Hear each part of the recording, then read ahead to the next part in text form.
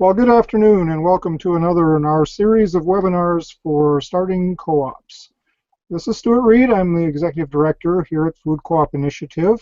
And today we are proud to welcome Dane Meisler from the Kapatoes Insurance Company, somebody I've been working with for many years, and I'm pleased that he can share his knowledge about insurance and answer your questions about what kind of insurance you need, when you need it, and kinds of coverage and things that are available. So we'll be getting started with that momentarily. I'd also like to thank our sponsors, the Blooming Prairie Foundation, the USDA's Rural Co-op Development Grant Program, and many others, including food co-ops like yourselves, that have made contributions to make our work possible. Thank you very much. The map in front of you shows what was our sphere of operations up until recently. It's a little out of date, but we can see that we have new co-ops opening all over the country. And if you see lots of clusters near you, we encourage you to get in touch with some of your friends that are also opening co-ops and work together. You can get in touch with us to find out more about that. I'd like to introduce virtually our staff. There we go. That's me on the left, if you hadn't guessed, and Jacqueline Hanna just starting full-time with us this week. And Mary Stens-Wilburn, who is helping out today with taking your questions when you send them in. And we are the three that will help answer your questions and try to guide you down the path toward opening your co-op.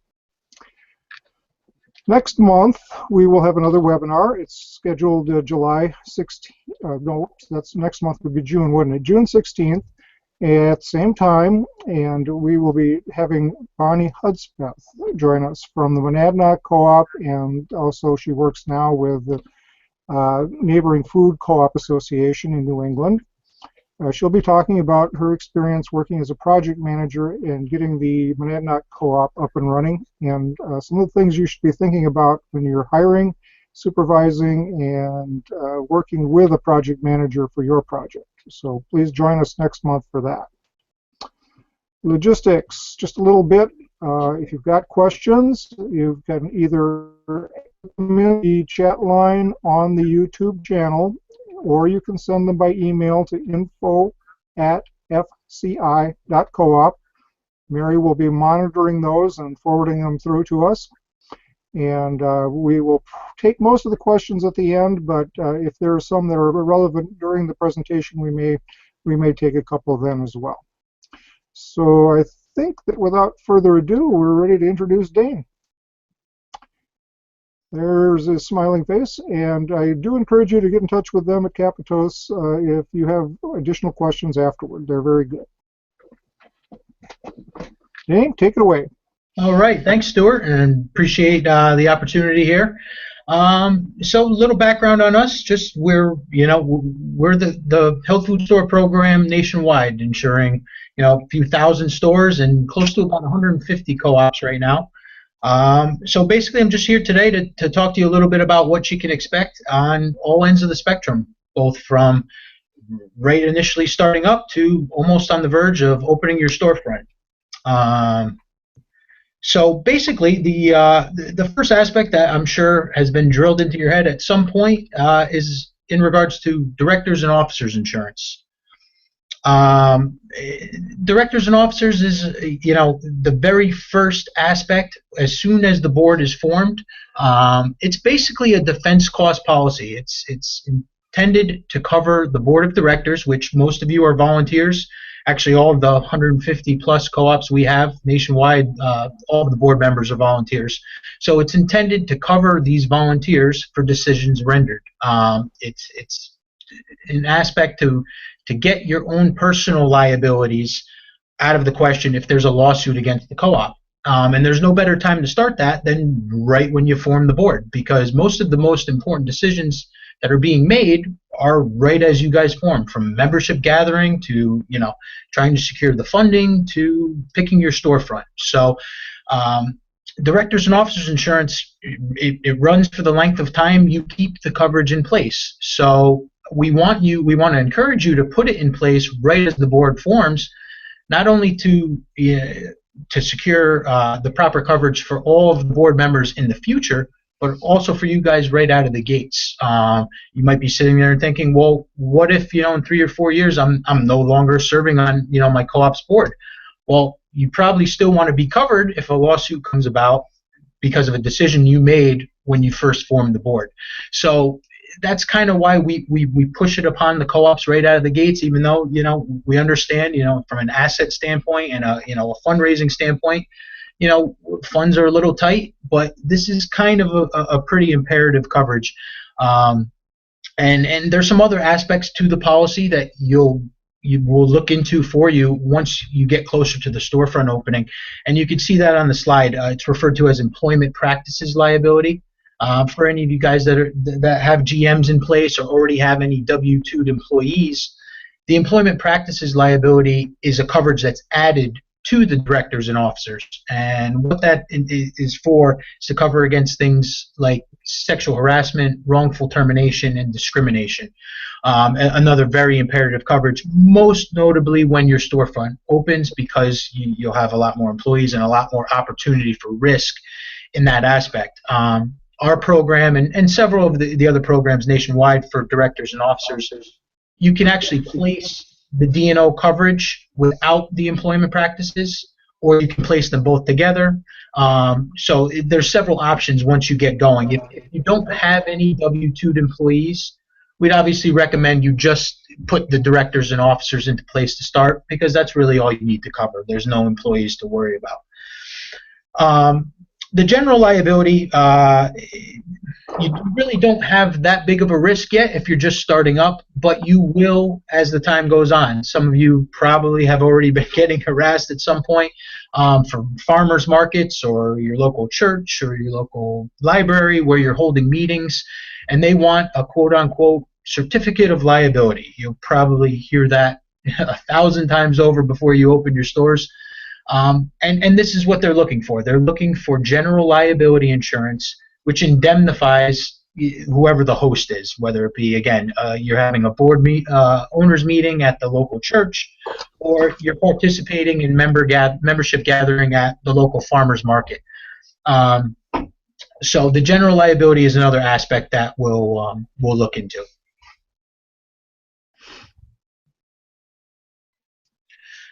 So just some particulars again on the actual directors and officers insurance. I just touched on a couple of these bulleted points, but again, it covers the current board members for their decisions rendered, but it's also going to cover future and past board members. A lot of the times I'll get phone calls from specific board members saying, well, we're not going to serve on the board unless there's coverage in place, and we also want to make sure we're always going to be covered by the co-op for for our term, for the length of time we were serving. That's the intention of the policy, to make sure that every board member that's ever served will always be covered. And the only way to do that, to secure that, is to A, purchase the insurance, but B, make sure it stays in place. Again, it helps relieve the board members from their personal liabilities. I couldn't imagine if I served on a board and I was volunteering my time that my own personal liabilities would be called into question, i.e. my home or my business, for volunteering my time. So that's why the D&O, it's going to help indemnify you personally. The limits for the policy, they start out at $1 million. It doesn't get less than that. That is the industry standard. We've seen several claims with our co-ops over the years. They can range in height. All of the startup co-ops that we've written D&O for over the past 12 months, everybody secures just $1 million. I wouldn't recommend going any higher unless you're on the verge of opening the storefront and your assets and payrolls are trending upwards. Then you could consider going up in increments of $1 million. But for the most part, you would look to see it right at $1 million. The last few, again, that we've done, I would say the annual premium ranges anywhere from about $750 to $1,000 per year for that $1 million limit. So that's just a little bit of budgeting to keep in mind. And I say it varies because it's very state specific, different rates, different taxes, different fees. So depending on where you are, you should see it fall right in within that line. For the actual startups, where your total assets are anywhere from $50,000 to $500,000, or even less than $50,000. Um, some of the highlights of of the program that we have, offers a $0 deductible. You can go higher in deductible, but as a startup, it's really not going to have a change in a change in price.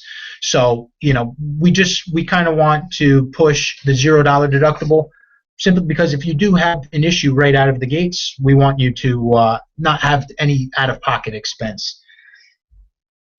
We touched on the employment practices already. Again, that's something, if you have further questions on it, it's more geared towards when you have your employees and when your storefront's getting set to open.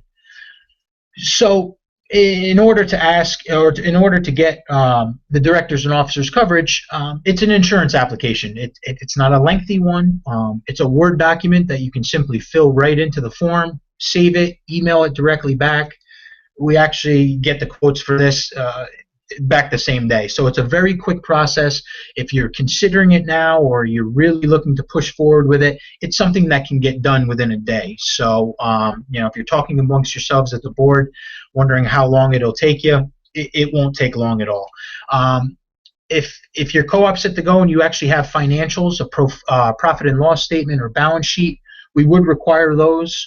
If you're not obviously at that point, pro forma budget, if you have it, would be great. And if you don't have anything at the time to supply, that's okay. We can still get the quotes back to you just with the application.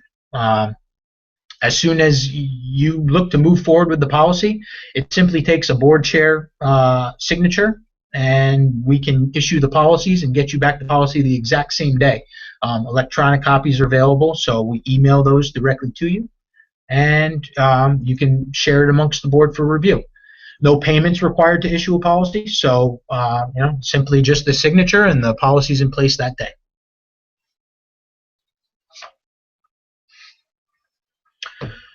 Okay, so the general liability is it's a little bit different. There's two different aspects the routes you can go.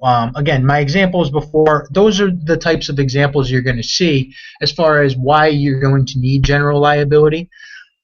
This first one on your first slide suggests if it's just for a specific event. So if you're getting calls from the farmer, or you're going to participate in the farmer's market, or you're having a board meeting and someone's requiring it of you, you can always go about it and purchase just an event liability policy.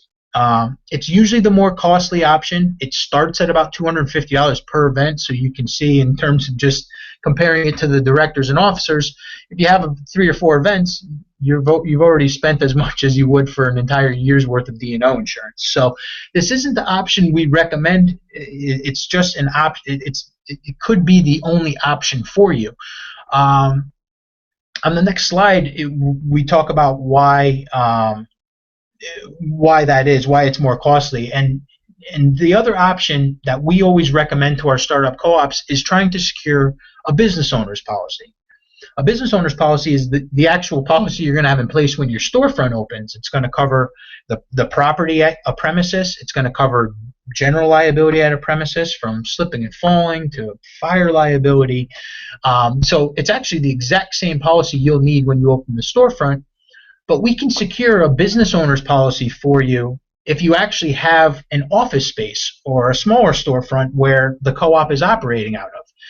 And with this business owner's policy, most of the insurance carriers that we would issue a policy with, they'll allow you these certain events.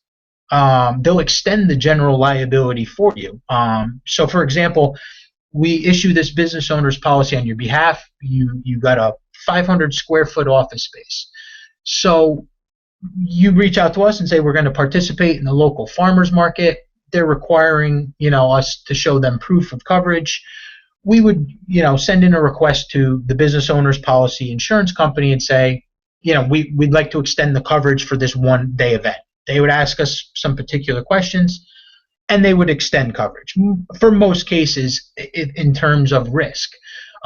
As you can see in the cap locks, not all events will be covered, so I can't make that blanketed statement, but certain things in our certain experience, such as the farmers markets, board meetings, membership gathering events, those types of things will be extended coverage.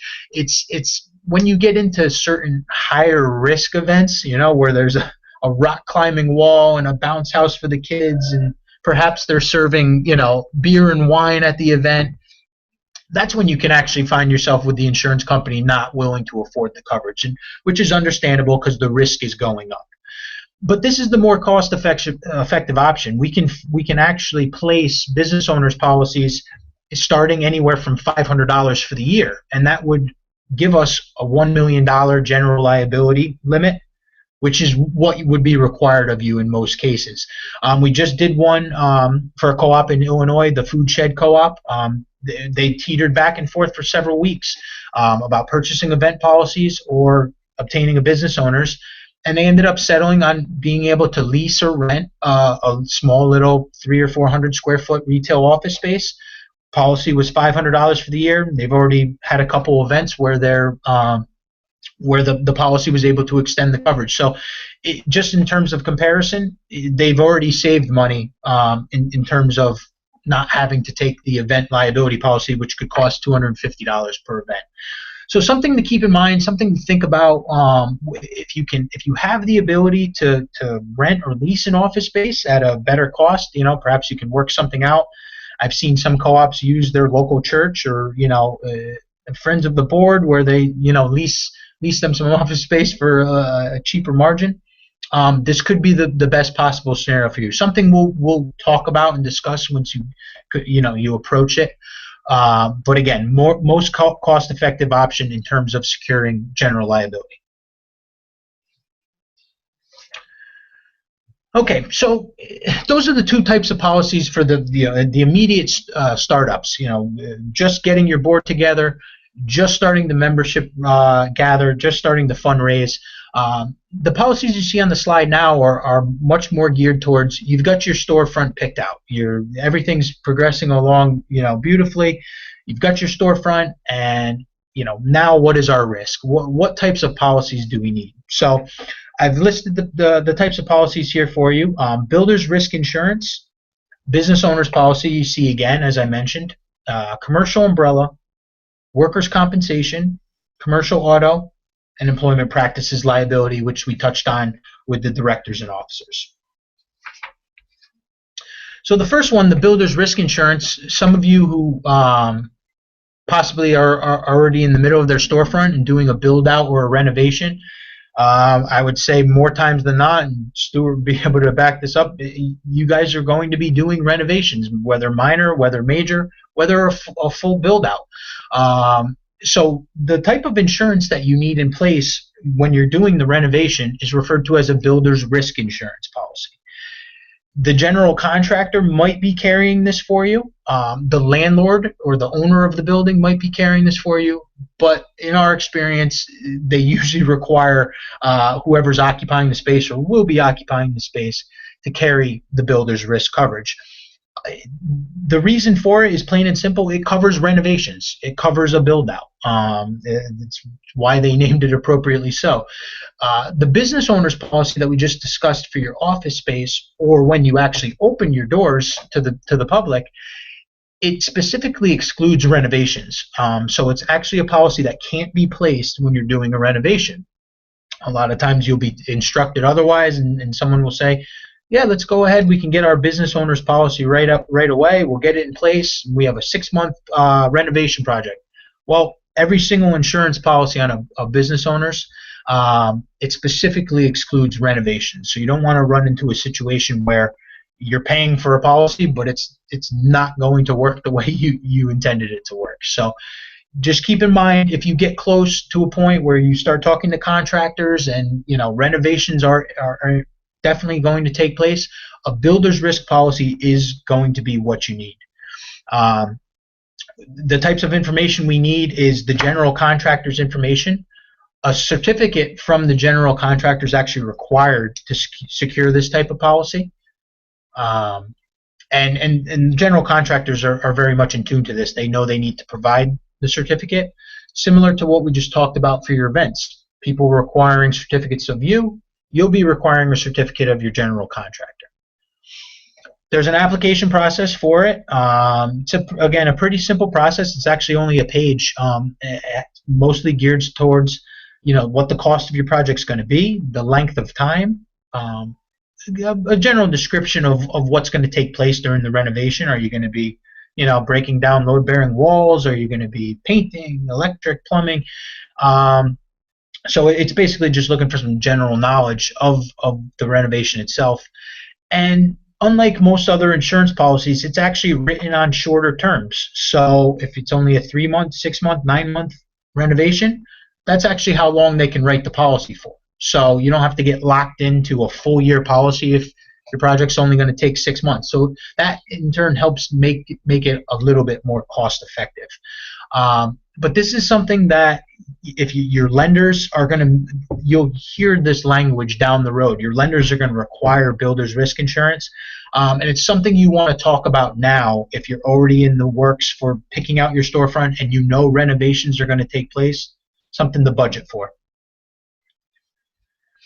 So the business owner's policy we touched on in regards to if you have an office space. Well, it's the same policy for your storefront. It's covering everything soup to nuts. It is the nuts and bolts of your day-to-day operations. It's covering customers coming in, slipping and falling, chipping their tooth. Someone gets sick from a product and wants to sue the co-op. So every general liability aspect is covered under this business owners, as well as property coverage. So your inventory in the store, your walk-in coolers, refrigeration units, produce cases, your POS systems, every piece of property you own in there. The best way to look at it is at some point, if the insurance company had to replace everything inside of the store, what would it cost them to do so? And that's going to be your property coverage on the business owner's policy. There's several enhancements that we have on our exclusive program for the co-ops that I just put in here to touch on some aspects to think about. Again, it's way down the road for several of you, but any of you that are close to opening doors or in renovation process, aspects to think about when you are picking your business owner's policy. Covering for things like power interruptions, loss of business because the power went out. When Hurricane Sandy hit, we probably had close to 100 stores on the East Coast all affected by it. They were without power for several days. They lost their product due to being without power, but they also lost several thousands of dollars in sales. It's a very important aspect. Spoilage coverage, of course, will be your main point of coverage as a retail grocery shop. You're going to lose product. Power is going to go out. Equipment is going to break down. Compressors are going to go. Our program offers paying these coverages out at retail selling price, but it's just a very imperative coverage that we don't go a whole day with our program without having one of these claims. Private labeling coverage, something maybe you are talking about, or when you're getting closer to open, you'll be considering putting your co-op's name on your own products. It's a very big growing trend. If you go into any of the trade shows, Expo West, Expo East, or anywhere in between, I would, private labeling is something you're going to want to talk about and consider. Plenty of other, coverage enhancements. Again, down the road, you'll see and talk about. Quotes don't take long at all, a few days. As far as premium gauging, can't really give you any ballparks. Policies start at 500, as I mentioned, and they can, wide range depending on the size of your building, to the construction of your building, to how much property you're going to cover inside. So you'll get a better gist of, your actual cost for this policy once you have more information on the storefront itself.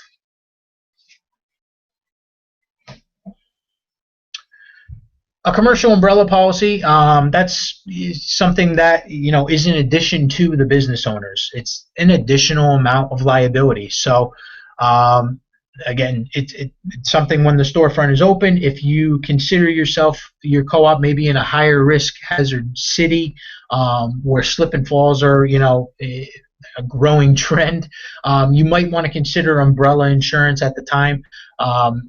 Again, it's literally just to give an additional amount of insurance above and beyond what you're currently carrying. Umbrella limits range from $1 million all the way up to $5 million. Something that's usually quoted as soon as you have a business owner's policy quote, an umbrella policy is usually quoted with it as well. Workers' compensation insurance, you will need it. As soon as you have a W-2 employee, you will need to implement it. Depending on state, it's very state specific, but I've worked with so many startups that even currently right now they have GMs or an outreach manager in place and they're still not carrying workers' comp. Not to intend to scare anyone, but you can be fined by the state that you're in, the Workers' Comp Labor Bureau, if you're carrying a W-2 employee as an entity and you're not carrying workers' comp for that said employee. Again, that's state specific. There are only a few states nationwide where you're not required to carry workers' comp. So again, it'll be case by case, but the second the co-op hires a W-2 employee is the very second you want workers' compensation in place. Even though you might not have a storefront, the GM or the outreach may be working from home. That's perfectly fine. The workers' comp policy can be written as such so that the location is actually specific to the employee and their home address. Very easy from a quoting standpoint, a logistics standpoint, not as many moving parts as the business owner's policy. Very cut and dry. We're covering your employees for their job descriptions. While they're there, while they're working, they're going to be covered. The employees are placed into classifications. As you can see, I put just a couple examples of the classifications that we see on the day-to-day for our co-ops. Grocery retail employees, clerical office employees, and then for possibly some of you larger co-ops, you could be put into a supermarket class code. That's kind of contingent on if you have a lot of deli activity, meat cutting, and more produce than just a regular grocery. But those are some things to consider. The rates vary state to state, and they vary insurance company to insurance company. So we competitively would market it to as many insurance companies as we can to see who has the best rate in your specific state. Very basic information to obtain the quote. Your federal tax ID number is imperative. We actually cannot quote without it. The employee count, full-time and part-time. The classifications, as I just mentioned, which we would help you kind of piece it together if it's your first time trying to classify your employees. And then the estimated payroll for these employees.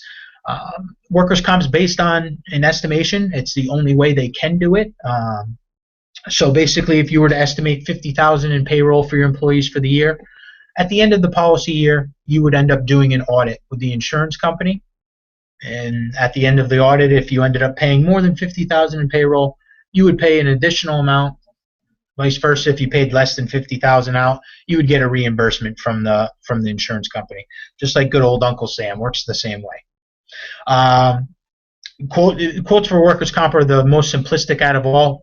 Workers' comp is quoted same day, can be issued the same day. So for anybody that may have just hired a GM or had one in place, where I was giving you that reasoning before to get it in place, it's something that can get done right away. Commercial auto, this won't be for everybody, but it's a topic that we like to talk about a little bit. Not a lot of our co-ops have a commercial vehicle, a van, or anything where they'll be doing deliveries. So you know, this won't be important for everybody. But if you are planning to do deliveries, or you are going to have a van or something that will be in the company's name, we do have to secure a commercial auto policy. Again, pretty simple information. We just need the info on the vehicle itself, the year, make, and model, and the VIN number of the vehicle. And then a driver's list. Who's going to be doing the driving? We'll need to know their date of birth, driver's license number, and then as far as if you are going to be doing deliveries on behalf of the co-op, about how far you'll be going.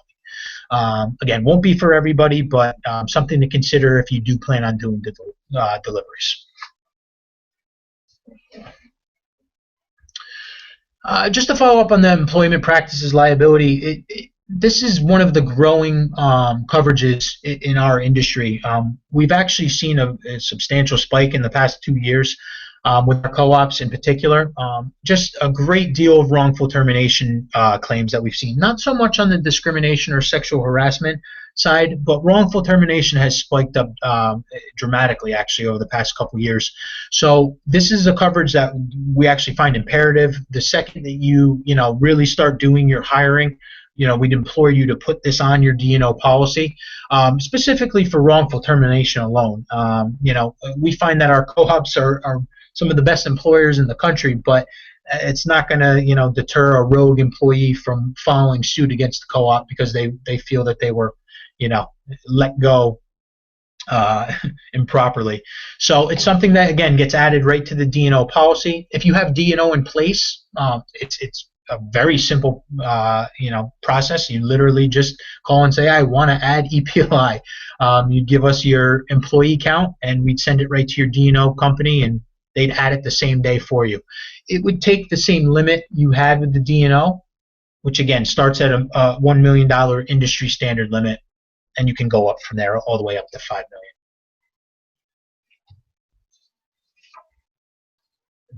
million. And just a little blurb on our program in general. I mean, we've been catering to the health food store program and cooperatives specifically, as Stuart mentioned, for several years. Close to about 150 co-ops, as I said, nationwide. If I can ever offer any references, kind of like Stuart said, to reach out to anybody that we've insured for lengths of time, anywhere in the country, just let us know. Any GMs, any financial managers, board chairs. We'd be more than happy to just give a reference to talk from an insurance perspective as well. We cater directly to this industry. We do all different types of insurance, but for the most part, our day-to-day talk revolves around this industry. So anything that we can be of help on, please feel free. Check out our website. My contact information was on the slides, and let me know when I can help.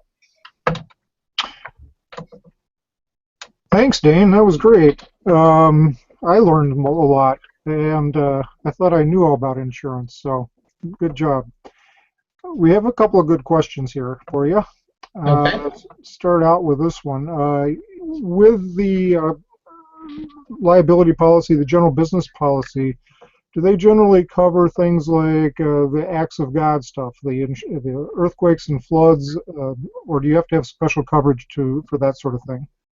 Yeah, a good question, Stuart. No, they don't. When you talk about, anytime you want to talk about insurance and you think of catastrophes, it's its own separate horse. When an earthquake policy, you have to secure an earthquake policy. Flood policy is actually written through the federal government now, post Hurricane Sandy, through the National Flood Insurance Program. So when you're talking catastrophes or named periled catastrophes, i.e. a hurricane of that nature, that type of thing usually requires its own insurance. Now, with a hurricane, that's more wind-related damage, and a business owner's policy would cover wind or hail and things of that nature, but flood and earthquake, they do not. You can secure policies, and there are some insurance markets who will add those specific coverages to their business owners, but for the most part, you'd have to go out and purchase those coverages separately. Okay, great. Another one on volunteer workers. I mean, as you mentioned, the board is typically volunteer during the time before the store opens and often ongoing, and they're covered by D&O. But what about anybody that's working in a more operational capacity, either helping with the startup, or in the case of a few stores that still have volunteer member programs? Are they covered by your other policies, or does it require something special? Yes, and in fact, I know it's been a big growing topic around listservs and different co-ops around the country, because I've gotten more calls on volunteer insurance coverage over the past couple weeks than I have in a few years.